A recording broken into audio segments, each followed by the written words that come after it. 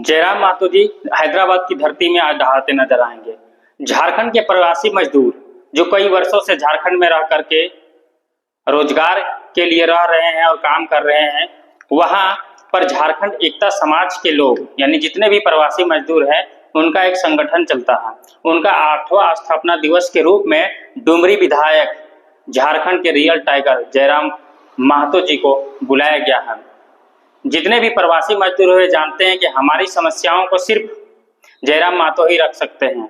यहाँ तक कि उन्हें अपने माननीय मुख्यमंत्री पर भी विश्वास नहीं है कि हमारी बातों को विधानसभा के पटल में रखते होंगे।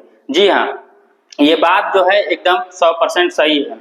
जयराम महतो जी हैदराबाद की धरती में पहुंच चुके हैं। ये वीडियो आप देख सकते हैं कि किस प्रकार उनका एयरपोर्ट के बाहर स्वागत किया जा रहा है।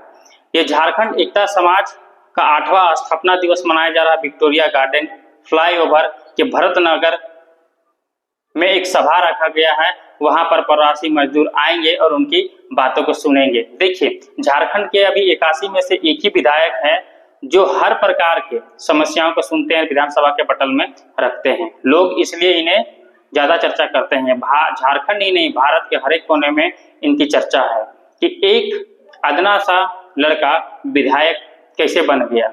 वहीं दूसरे विरोधी पार्टी को इनकी बातों को सुनकर किरकिरी लगना भी चाहिए, क्योंकि ये लोगों से जुड़े हुए मुद्दों पर बात करते हैं। दूसरे नेताओं या फिर विधायक या फिर पार्टी की तरह की नहीं कि सिर्फ कंपनियों से जेब भरते हैं।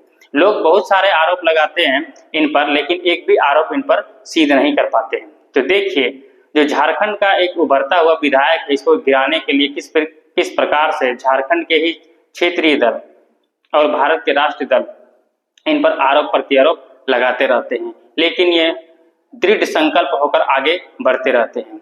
हमारे झारखंड में ही ऐसे ही युवा विधायक की जरूरत है और यही युवा विधायक 2029 में सरकार बनाने की ओर अग्रसर हो रहा है। देखते होंगे कि जयराम के सभा में सभी प्रकार के संप्रदाय के लोग, आदिवासी, मूलवासी सभी भाई एकत्रित होकर इनके भाषणों को सुनते हैं, प्रेरित होते हैं और दूसरे राजनीतिक दलों की पार्टियों को छोड़कर इनके पार्टियों को ज्वाइन करते हैं। क्यों? क्योंकि इनकी विचारधारा अन्य पार्टियों से अलग है। 2000 को जब हमारा झारखंड बिहार से अलग हुआ, तो उस समय से अभी भी झारखंड राज्य विकसित नहीं हो पाया। क्यों? क्योंकि यहाँ के नेता मंत्री बन तो गए, लेकिन सिर्फ अपना पेट भरने और बच्चों को विदेश में पढ़ाने के लिए ही बने हुए हैं। झारखंड के किसी मुद्दे पर मुखर होकर बात नहीं करते हैं। वही 2 साल पहले जयराम महतो जी का उदय हुआ, जहां पर उन्होंने अपने कार्यों, विचारों से लोगों के जन जन के हृदय में बस गए और यही बसने के कारण आज उन्हें डुमरी का विधायक बनाया गया है और वे अपना कार्य बखूबी कर रहे हैं।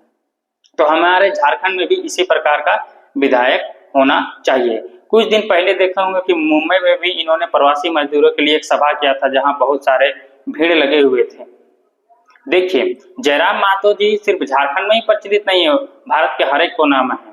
अगर झारखंड में किसी फिल्म स्टार का अगर प्रोग्राम रख दिया जाए, दूसरे तरफ जयराम जी का प्रोग्राम रख दिया जाए, या फिर मुख्यमंत्री जी का ही क्यों प्रोग्राम क्यों ना रहे, लेकिन वहां पर सबसे ज्यादा भीड़ आपको जयराम महतो जी का सभा में दिखेगा। क्यों? क्योंकि वे ऐसे बातों को रखते हैं जिनसे गरीब गुरबा का हृदय में उनके विचार समा जाता है। वहीं माननीय हेमंत सोरेन जी को देखते होंगे कि कोई भी चीज कार्य करने के लिए परफेक्ट नहीं बैठते हैं।